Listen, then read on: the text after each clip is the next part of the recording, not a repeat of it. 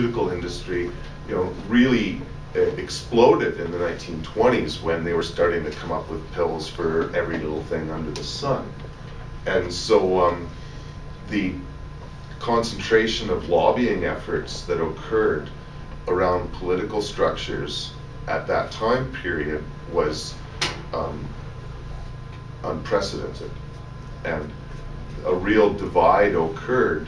Even before that, some say that a lot of what occurred with the Civil War in the United States was the northern industrialists trying to control the southern agricultural economies. Now, I know there's a lot more going on than that, and certainly, slavery was the worst, international policy aside from prohibition, in my opinion, and others. But aside from that, the industrialists in the North really took control of agricultural economies at that point. And this move towards creating pills and different chemicals and plastics and all these new products that would only be possible through science and chemistry were promoted as being our divine right, and that it would take us to the moon and beyond, sort of thing. Anyway, the cannabis wasn't only prohibited because of the recreational and medical benefits of it, but in some sense, if those were the only benefits, I could still see how drug companies would cut it out, and that will come later.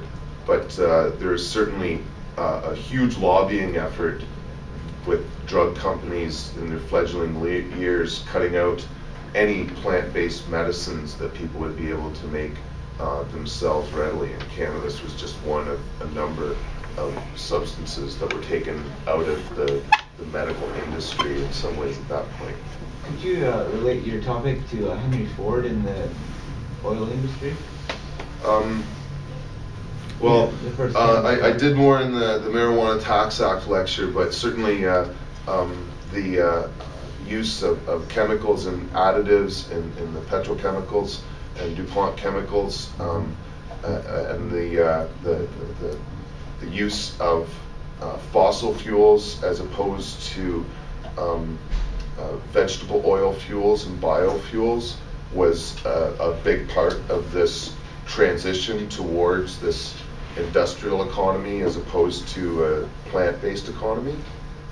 And so Henry Ford was, even though he was building cars, he wanted to have a plant-based economy using hemp seed oil and before that. Yeah, so and the diesel engine was made to burn vegetable fuel oils. It was these other, industrialists that were pushing chemicals and not caring about anything other than the profit they can make that really dominated and pushed Henry Ford and Standard Oil and the Rockefellers. Yeah. So yeah, there's this, like I say, this transition towards or away from agricultural products. Anyway, didn't want to get too much into that, but there is some really fascinating stuff that went down. And then when the Marijuana Tax Act came in, it's funny enough, really just taxed it. It didn't outright prohibit it. Producer of marijuana, is that actually how they spelt it? And yeah, that's apparently the entire time of prohibition, and even now, if you can get away with it, as some people did for a while there in the 90s, they started like paying the government, I think it's $150, or no, it's $1 an ounce or something. And they applied for these things and actually got them until they, under the Bush administration, I think it got shut down. But for a while there, it kind of opened back up where people could apply for these tax stamps, and it would let them possess it under the idea that it was, being taxed and what like the spelling of marijuana? That's the U.S. way.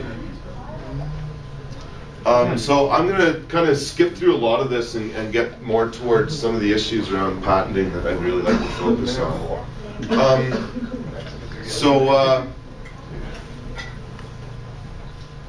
Yeah, part of it's ironic. We just saw a lecture earlier by Professor Susan Boyd on the movie industry and drugs. A lot of it was around cannabis. And I think it was 1960, they arrested 12 or 20 people in Canada for cannabis-related offenses. In some sense, the war on drugs has promoted drugs as much as anything has. When students are given the DARE program in school, an interesting statistic I'd like to know is how many new drugs they learn about when they're in that class that they had never heard before. That's suddenly like, wow, I never heard of that. Wow, okay. And then, even no matter what the cop is telling them, they're going to figure it out that out of it all, cannabis is the least harmful, and they may as well give that one a shot because there's lots out there, and so if the cops are going to come in and tell them all this stuff, well, there must be more.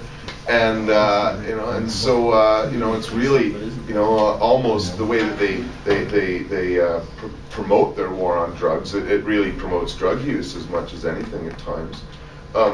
And so part of what has happened in some sense is as not only youth but adults become aware of these plants and drugs and what they can do, and in some cases that they're not as harmful as they were first led to believe. We've come to just go the opposite route that the policymakers would like, to the point now where we have like almost 17% of Canadians using cannabis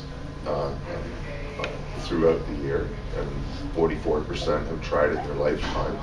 And so we have seen this demand occur not only despite of, but I think in some cases because of the war on drugs.